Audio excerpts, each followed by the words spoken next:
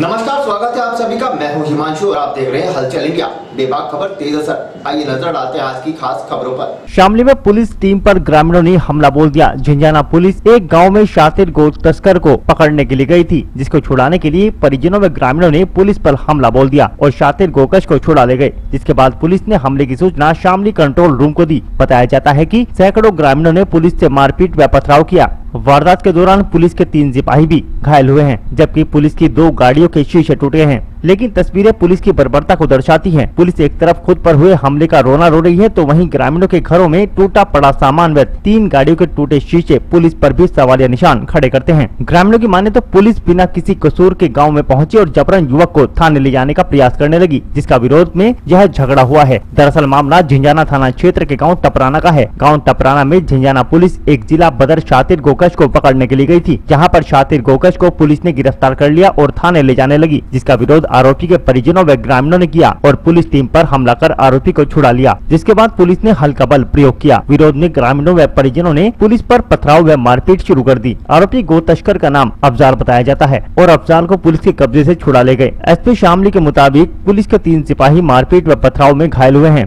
और पुलिस की 2 गाड़ियों के शीशे भी टूटे हैं। लेकिन एसपी शामली पुलिस पर हुए हमले को नजरबंद किए हुए हैं। घायल पुलिस व टूटी गाड़ियों को कहीं छिपा दिया गया है और ग्रामीणों पर गंभीर आरोप लगाते हुए कार्रवाई शुरू कर दी है। पुलिस ने आरोपी अफजाल गोकश सहित 30 लोगों को हिरासत में लिया है, जबकि 45 नामजद व 80 अज्ञात लोगों के विरुद्ध मुकदमे दर्ज किए गए हैं। वहीं दूसरी ओर ग्रामीणों का आरोप है कि बेवजह पुलिस युवक को गिरफ्तार करने पहुंची थी और ग्रामीणों के साथ ही अभद्रता शुरू कर दी गई और मारपीट कर आरोपी को ले जाने लगे, जिसके विरोध में यह झगड़ा हुआ। पुलिस ने हमले की सूचना कंट्रोल रूम को दी, जिस पर भारी पुलिस बल मौके पर पहुंचा और ग्रामीणों के खड़े वाहनों व घरों में रखे सामान के साथ तोड़फोड़ का आरोप है। तस्वीरें तो पुलिस की बर्बरता को साफ जाहिर करती हैं और पुलिस इस पूरे प्रकरण को गांव वालों पर मढ़कर कार्रवाई में जुटी है। अब ये तो जांच के बाद ही साफ हो सकेगा कि गलती किस पक्ष की है। फिलहाल पुलिस गांव में गिरफ्तारी के लिए ताबड़तोड़ दबिशें दे रही है और जल्द ही हमलावरों को गिरफ्तार करने का दावा कर रही है। वहीं आरोपी के परिजनों के मुताबिक आरोपी अफजाल बाहर रहता था और वह ईद पर घर आया हुआ था, जिसे गिरफ्तार करने के लिए एक दिन पहले भी पुलिस घर पर पहुंची थी। लेकिन परिजन व पुलिस के बीच बैठकर सुलह हुई थी। लेकिन देर रात फिर पुलिस आई और परिजनों व ग्रामीणों से मारपीट करते हुए आरोपी अफजाल को थाने ले जाने लगी, जिसके बाद यह सारा विवाद खड़ा हुआ है।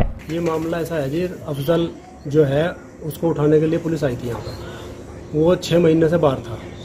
वो जिला बदर था। वो ईद के त्यौहार अपने घर आया। 6 महीने से बाहर रह के जब वो घर आया तो कल परसों पुलिस आई रात को। आने के बाद उसको उठाया। उठाने के बाद उसको मार पिटाई करी। फिर उसको उसके जो परिवार वाले हैं उन्होंने छुड़वा लिया। बैठ के बातचीत हुई, वो चले गए यहाँ से। फैसला हो गया। क्या परसों भी पथराव हुआ पुलिस पे? नहीं, परसों कोई पथराव नहीं हुआ। रात क्या हुआ फिर? रात परसों जब फैसला हो गया, एसओ साहब आए। एसओ साहब ने कहा भाई ऐसा है, जो कुछ हुआ उसकी मैं वो निंदा करता हूँ और उसके बाद जैसा भी कुछ है मैं उसको बराबर करूँगा और उसको क्या नाम ट्रांसफ़र करूँगा उसके यहाँ से दरोगा का। तो उसने फिर यहाँ से चले गए। रात फिर पुलिस आई। 3 गाड़ी पुलिस की थी।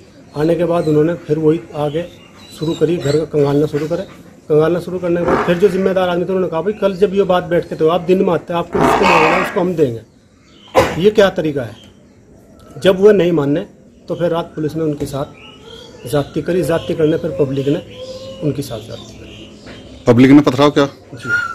अच्छा, जैसे अफजाल के लिए आई थी तो क्या अफजाल को पुलिस ले गई पकड़ के या पैसे? नहीं, उसको हमने जी जब बात होगी एसपी साहब ने आए। एसपी साहब आके उन्होंने बात की थाने में, तो उन्होंने जो यहाँ के जिम्मेदार आदमी थे वो उन्हें साथ ले गए यहाँ से वहाँ गए। कल देर रात झिंझाना थाना पुलिस द्वारा ग्राम टपराना में एक शातिर जिला बदर गोकश के यहाँ दबिश देकर उसे हिरासत में लिया गया। उस अभियुक्त को छुड़ाने के लिए उसके परिजन तथा सैकड़ों ग्रामीणों द्वारा पुलिस पर हमला बोल दिया गया। इस हमले में 3 पुलिसकर्मियों को चोटें आई हैं तथा 2 गाड़ियों के शीशे टूट गए। सूचना पाकर तत्काल उच्चाधिकारी कई थानों की फोर्स लेकर मौके पर पहुंचे तथा उक्त शातिर जिला बदर गोकश को गिरफ्तार किया तथा 30 व्यक्तियों को हिरासत में लिया। कुल 45 नामजद अभियुक्त तथा 80 अज्ञात के विरुद्ध गंभीर धाराओं में अभियोग पंजीकृत करके पुलिस द्वारा आवश्यक वैधानिक कार्रवाई की जा रही है। शेष अभियुक्तों की गिरफ्तारी के लिए टीमें लगा दी गई हैं तथा इनकी शीघ्र गिरफ्तारी की जाएगी। पर्याप्त पुलिस बल मौके पर मौजूद है। जिन पुलिस कर्मियों को चोटें आई हैं उनका मेडिकल करा दिया गया है। सभी खतरे से बाहर हैं। स्थिति पूरी तरह से नियंत्रण में है और पुलिस द्वारा आवश्यक वैधानिक कार्रवाई की जा रही है।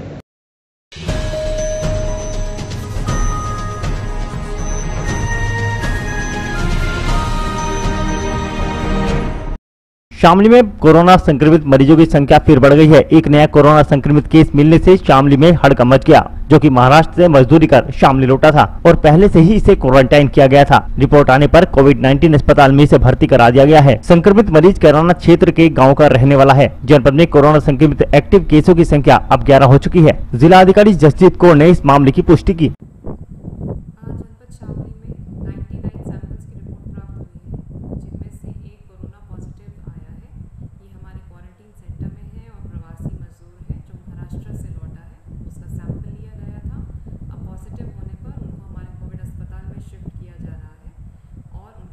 ट्रेसिंग जो है वो शुरू करा दी जाएगी।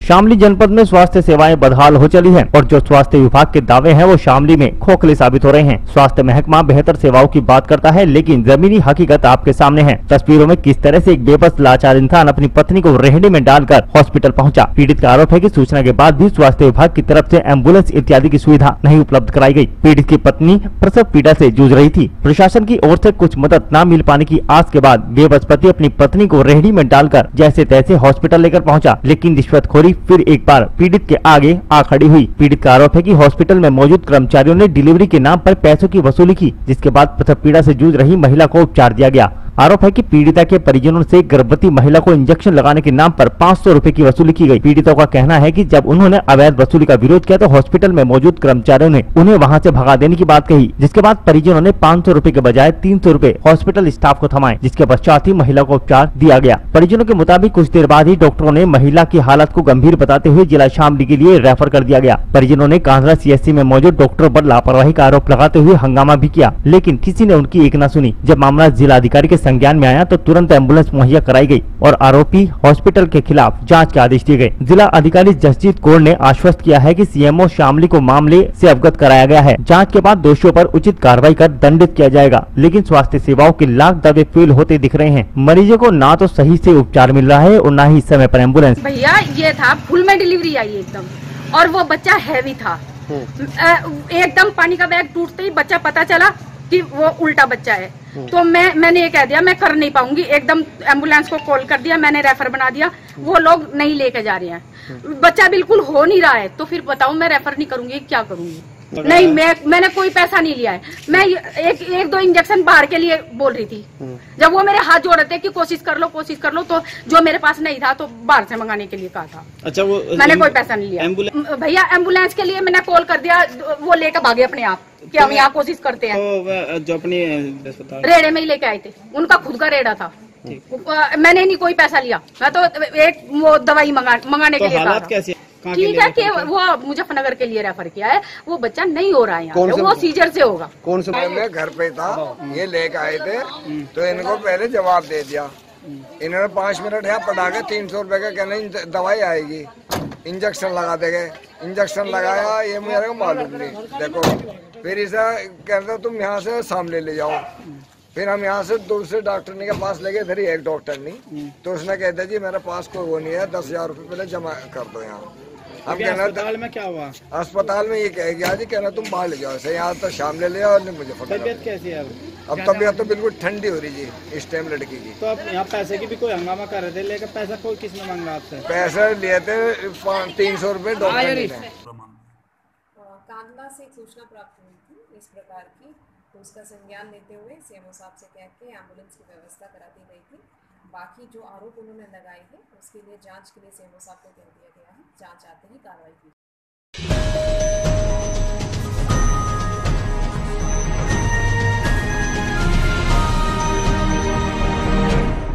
कोरोना को लेकर देश भर में सरकार रेलवे स्टेशन व जिला अस्पतालों को लेकर बड़े बड़े दावे करती नजर आती है, पर एक श्रमिक मजदूर की मौत ने सरकार और रेलवे के सभी दावों की पोल खोल कर रख दी। रेलवे हेल्पलाइन से कोई मदद नहीं मिल पाने पर मृतक दर्द से तड़पता रहा और मौत के बाद सहारनपुर रेलवे विभाग व जिला प्रशासन में हड़कंप मच गया।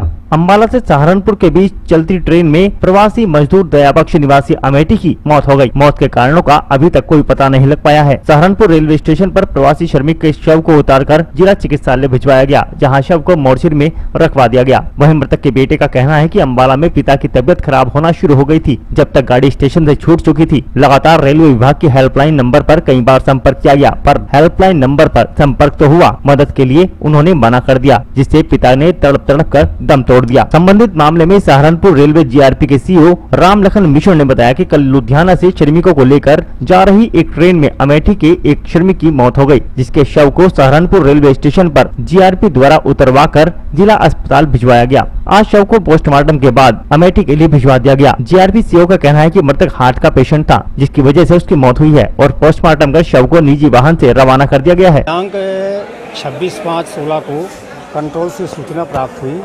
कि श्रमिक स्पेशल ट्रेन 4616 जिसमें एक व्यक्ति जो अचानक मदहोश हालत में है, उसकी सूचना पर हम लोग जीआरपी थाना की मदद से एवं आरपीएफ के सहयोग से तत्काल ट्रेन आने के उपरांत उसको उतारा गया, जिसका नाम दयाबख्श सनाब सोमपाल है, जो औरीपुर ग्राम गौरीगंज जिला अमेठी का रहने वाला है। इसकी उम्र तकरीबन 65 वर्ष थी। इसको तत्काल उतारने के उपरांत ट्रेन से एम्बुलेंस प्रोवाइड करा के जिला चिकित्सालय सहारनपुर भिजवाया गया, जहां चिकित्सकों द्वारा इलाज के दौरान उसको मृत घोषित कर दिया गया। मृत घोषित होने के उपरांत पंचायतनामा एवं पोस्टमार्टम की कार्रवाई कराने के उपरांत उसका बेटा के कथनानुसार वो हृदय रोग से पीड़ित बताया जा रहा था। फिर भी चिकित्सकों द्वारा कार्डियो अरेस्ट संभावित होने के कारण उसकी मृत्यु होना संभावित बताया गया है तथा पिंजरा विसर्जन कर लिया गया है और उसको एम्बुलेंस प्रोवाइड कराकर उसके बेटे के कथनानुसार उसको जिला अमेठी के लिए रवाना कर दिया गया एवं जिला प्रशासन को इसकी सूचना जरिए लिखित प्रेषित की गई तथा यहाँ के जिला प्रशासन ने वहाँ के अमेठी के जिला प्रशासन से इसके संबंध में वार्ता की। उसकी मृत्यु हुई रेल में, तो उन लोगों में दहशत का माहौल भी है कि कहीं कोरोना पॉजिटिव है, उसका टेस्ट भी कराया जाएगा। ऐसा है, इसके लिए टेस्ट के लिए भेजा गया है। फिलहाल उसके बेटे के कथनानुसार चूँकि उसका पूर्व में हृदय रोग का इलाज चल रहा था, इसकी डेथ संभावित उसी से होना बताया गया है। फिर इसकी रिपोर्ट आने के उपरांत जैसा भी हो वो प्रकाश में आएगा। जिस तरह से जैसे जहाँ से वो चल रहा था, क्या उसका मेडिकल चेकअप किया गया था, उसके बाद उसे रेल में आने दिया गया या? हाँ, उसका मेडिकल चेकअप हुआ था, क्योंकि जो भी श्रमिक आते हैं उसका मेडिकल टेस्ट होता है। मेडिकल टेस्ट होने के उपरांत जो कि हमारे सहारनपुर से भी जाते हैं उनका मेडिकल टेस्ट कराया जाता है तथा उनको प्रमाण पत्र देने के उपरांत टिकट मुहैया करा करके सोशल डिस्टेंसिंग का पालन करते हुए समस्त आवश्यकताएं पूर्त करने के उपरांत ही ट्रेन में बैठा करके गंतव्य के लिए रवाना किया जाता है।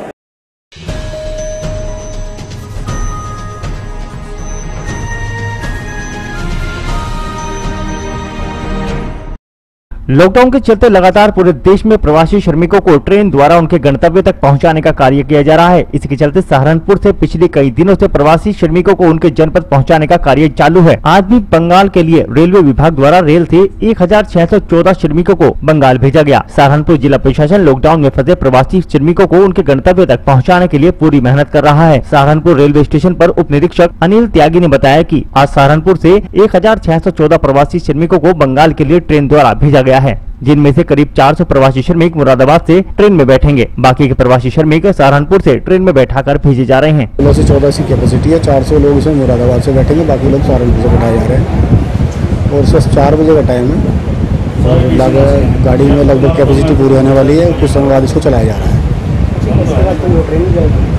तो डेली बेसिस पे शेड्यूल तैयार हो रहे हैं। जैसे जिला प्रशासन से न्यूज़ आते हैं तो गाड़ी लौट की जाती है। अभी कल की गाड़ी के भी जैसे ही जिला प्रशासन लीड देगा उस हिसाब से रेलवे उनको रेट प्रोवाइड करेगी।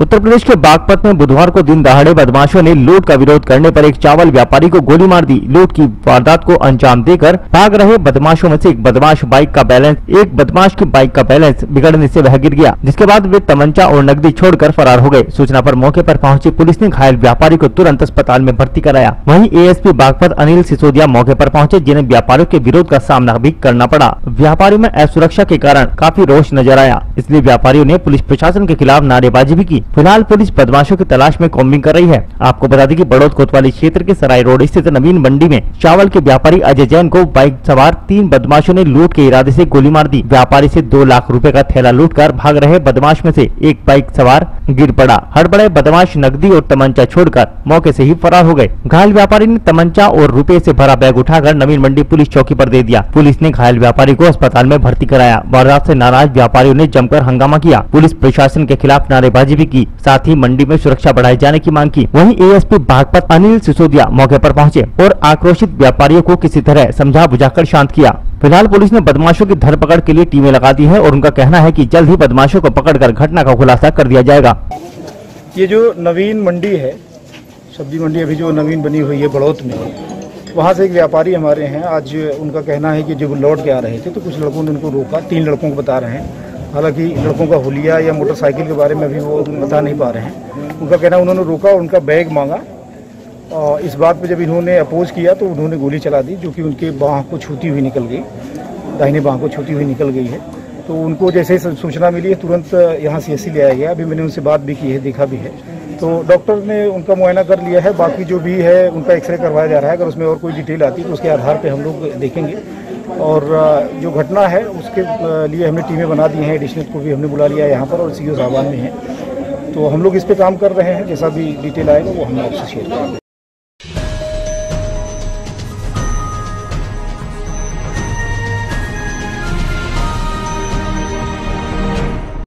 मुजफ्फरनगर जनपद के कस्बा चरथावल में श्री अरविंद निकेतन आश्रम में सोशल डिस्टेंसिंग का पालन करते हुए ग्रामीण पत्रकार एसोसिएशन के संस्थापक बाबू बालेश्वर लाल जी की 32वीं पुण्यतिथि पर उनके चित्र पर पत्रकारों ने पुष्प अर्पित कर उन्हें श्रद्धांजलि दी। ब्लॉक अध्यक्ष राजेश शर्मा ने उनके जीवन परिचय पर प्रकाश डालते हुए कहा कि ग्रामीण पत्रकारों के चिंतक, साम्यवादी विचारधारा के पोषक, चिंतनशील शिक्षा शास्त्री स्वर्गीय बाबू बालेश्वर लाल जी का जन्म 1 जनवरी 1930 को उत्तर प्रदेश के बलिया जिले के रतसार गाँव में हुआ था। बचपन से ही कुशार्ग बुद्धि के धनी बालेश्वर जी के मन में दृढ़ शक्ति थी कि वह देश व समाज को बुलंदियों पर पहुंचाकर ही दम लेंगे और उन्होंने पत्रकारों के हितों के लिए संघर्ष करते हुए पीड़ित पत्रकारों को सरकार से मुआवजे की मांग की थी। शिक्षक पद पर रहते हुए ग्रामीण क्षेत्रों में पत्रकारिता करने वाले पत्रकारों को सुरक्षा मुहैया कराने का बीड़ा भी उठाया था। उन्होंने कहा कि मीडिया को देश का चौथा स्तंभ कहा जाता है, जो गाँव से लेकर शहर तक की खबरों को विषम परिस्थितियों में भी लोगों तक पहुँचाने का कार्य करते हैं। लेकिन आज के दौर में कुछ पत्रकार बंधुओं ने इसे अपने रोजगार का पेशा बना लिया है। हमें ऐसे पत्रकारों से सावधान होकर पत्रकारिता को उसी मुकाम तक ले जाना है जहां से देश व समाज तरक्की के मार्ग पर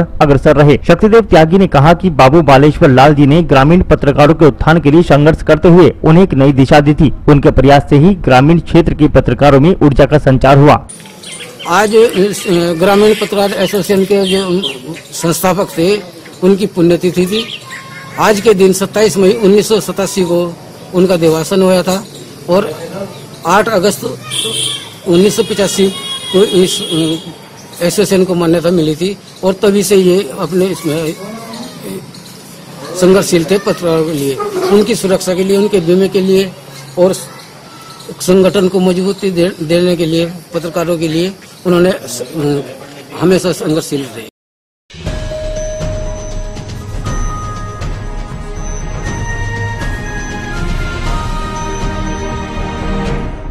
सहारनपुर के गंगोह में बाजार खुलने से गंगोह में रौनक फिर से लौट आई, जहां बुधवार से लेकर रविवार तक किराना, इलेक्ट्रॉनिक्स, किताबों की दुकान, प्रिंटिंग आदि की दुकानें खोलने से बाजारों में रौनक बढ़ गई है। वहीं बाजारों में भीड़ कुछ खास नहीं रही, क्योंकि लोगों में अभी भी कोरोना का भय है, जिसके कारण बाजारों में भीड़ कम देखने को दिखाई दी। जहाँ कुछ भीड़ दिखाई दी वहाँ सामाजिक दूरी का पालन किया गया। दुकानों पर आज कम ही भीड़ दिखाई दी। जब सुलेख चंद्र ने अपनी किराने की दुकान खोली तो वह देखकर दंग रह गया, क्योंकि बहुत कुछ सामान खराब हो चुका था, जिसमें घी की थैली, बिस्कुट, सर्फ बर्फ की थैलियां आदि सामान बिल्कुल खराब हो चुका था, जिन्हें चूहों ने नष्ट कर दिया था।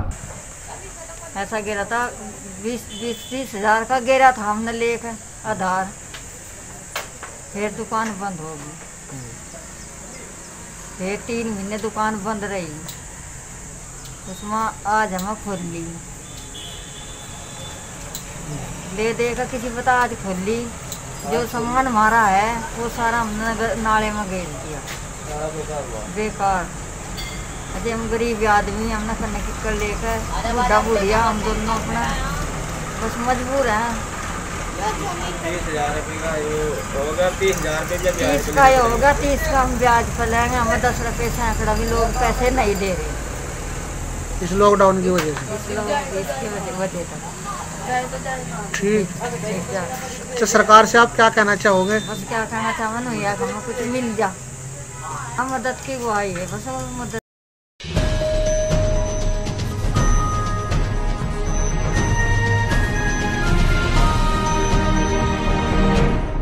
आज के बुलेटिन में इतना ही। कल फिर होंगे हाजिर कुछ नई और ताजा खबरों के साथ। देखते रहिए हलचल इंडिया, बेबाक खबर तेज असर।